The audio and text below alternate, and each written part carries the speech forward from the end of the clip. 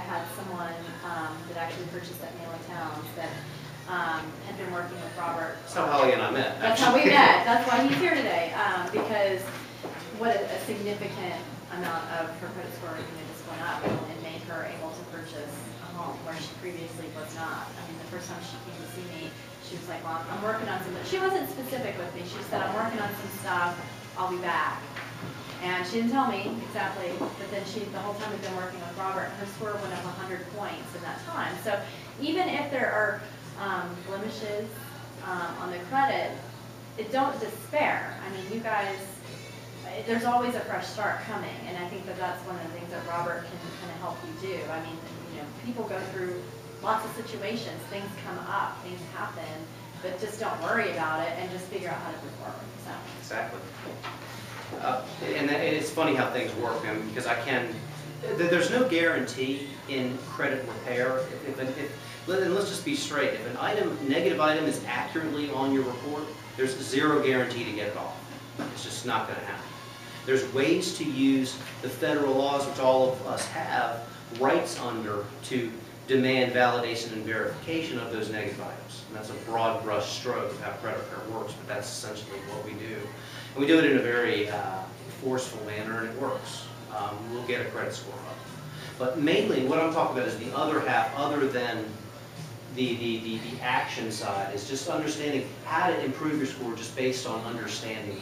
And the credit score doesn't matter, because all the score is the statistical odds are going to be 90 days later or more on one or all of your accounts within the next 24 months. That's what a credit score is. So how much money you make doesn't matter. Now, if you don't pay your bills, then obviously it's an indicator that you don't have enough money, therefore bills are becoming delinquent. So the score dips based on 35% of your past delinquencies. But debt utilization ratio, now, well, other things that aren't in your score, race, religion, ethnicity, how long you've lived at your home, how long you've been at your job, length of time, which the mortgage lenders, well, Village Bank will need when they determine your application whether you can pay your mortgage. It doesn't have a factor in your score. The score is a completely separate program. But debt utilization ratio is the amount of credit you have versus the amount of credit you've used on revolving accounts. Now, the difference between an installment and a revolving. Installment is, I don't see Joe, that dune buggy or that four-wheeler that person bought right before closing and had a short-term, probably a 1-year, 24-month loan on it. That's a an installment loan. It's a X dollar number of payments computed by an interest rate for a number of period of time to be completed at the end of an installment period. That's an installment loan. Revolving is an open line of credit like a credit card. Visa, MasterCard, any department store card, revolving line of credit. There is no difference to the FICO score whether you have a Visa card or whether it's JCPenney's or any other small department store. It's all a revolving account. If you need to establish some revolving credit. The reason why you have to have some revolving, 10% of your score is types of credit, or what's called the perfect mix of credit. Perfect mix of credit, and how FICO computes it is one mortgage, one second mortgage, one auto loan, specifically an auto loan, not recreational purchase or any installment loan, but just specifically an auto loan. Because they look at how to get, the credit score ranges from 350 to 850. And when Village Bank pulls a credit report, like they'll do for you guys if you want to, once just look at it and analyze it, they're going to have what's called reason codes. There's 4 reason codes at the bottom of the report, which are the reasons why the credit score is not a perfect 850. That's what the reason codes are. And from worst to least impact on the score, and they'll show you all of that. That's again what I use to address how to improve your score. I look at the major reason why it's not a perfect 850 and spearhead and capitalize on that specific reason, and then the other 3, of course. But perfect mix of credit, mortgage, second mortgage, auto loan, and between 2 and 5 revolving accounts. So you want to establish revolving credit if you don't have any.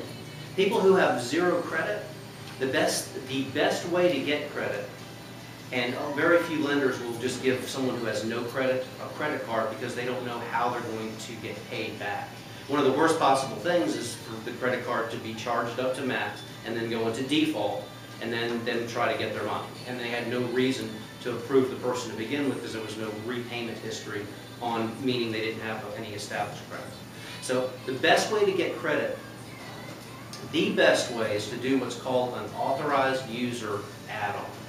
That means have a family member or a relative or someone who has established credit, ideally a 20-year-old Sears card with no balance on it, and have them add you as an authorized user to that account. That will piggyback that 20-year-old revolving credit immediately onto your score, spiking your score dramatically because it impacts 45% of your score. Type perfect mix of credit, payment history. Actually, the debt utilization ratio, because then there's no balance and there's a high limit, whatever the limit is. It will spike your credit drastically. If you can have anyone add you to possibly 2 accounts as authorized users with low, if no, zero balances, that's the best way to immediately raise your score. If you don't have anyone who could do that for you, try to get a, either a secured card, or we'll talk about all that. There's ways to get credit. I've got 25 different ways to add credit, which is what we need to do to maximize your score, specifically on a case-by-case basis. But average age of credit is important. A 20-year-old Sears card is huge because it shows you have a 20-year credit history. If someone has 3 credit cards they just opened up, the score is actually negatively impacted because you have your average age of credit just happened, and the score has a negative impact or dip because of that. You would then need to add a long account through an authorized user if possible to then raise your score based on 15% of the credit score. Yes, ma'am. So when you utilize the authorized user add-on, how it impacts your credit is specific to the account that you've added yourself to, not specific to the person's credit history. Exactly right. A credit report is comprised of a bunch of different pieces of data. You're only using and piggybacking on the piece of data of that one account. Everything else doesn't matter. Now, obviously, you wouldn't want to authorize be added as on a card that has delinquencies, Right. because that piece of data then would come onto your credit. The FICO scoring model does not compute whether it's a individual, joint, or authorized user as far as any different status or weight of the report.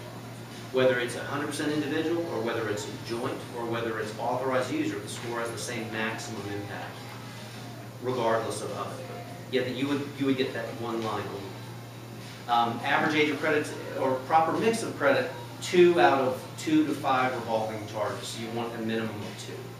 In fact, I've seen 2 and 5, and the score doesn't seem to do much difference whether you have 2 or 5.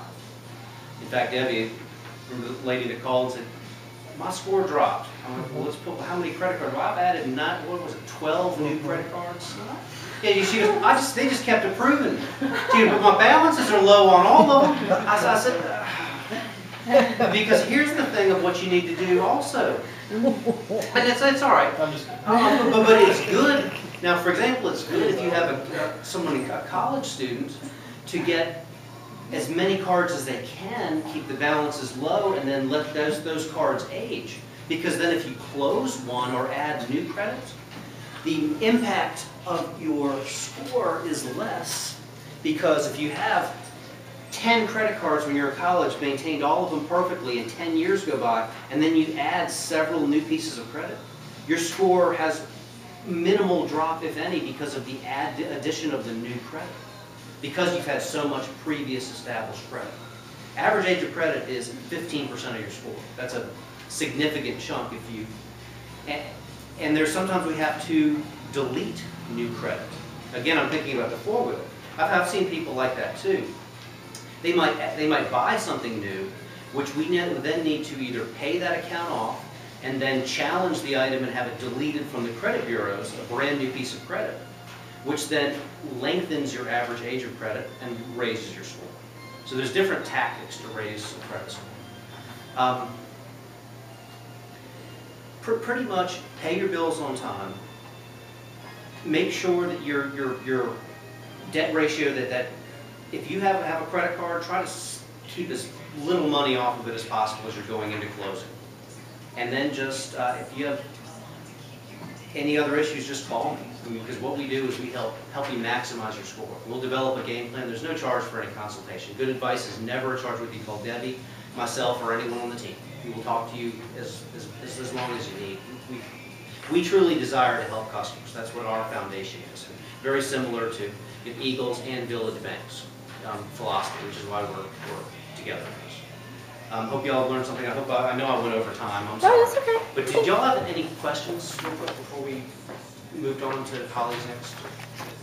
Yes, Ben? All right, Cool. Well, we're kind of getting close to the wrap up. At this point, just kind of reiterating some points. We talked about building wealth, and we've also said, the home is the only investment in which you can live.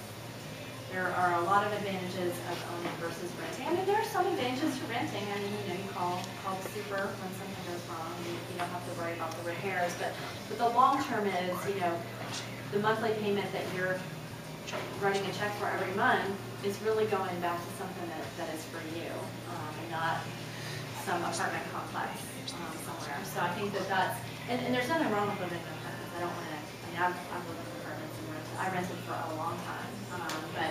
But basically, as you start to look at your future and what it's going to mean, if you're striving in that direction, it's really great to think that you can have something to call your own that may be able to do things for you down the road. You can strategize your monthly payments to where you can pay off your loan sooner. Most everybody does a 30-year loan. If you make one additional payment every year to your principal, it will take a 30-year loan and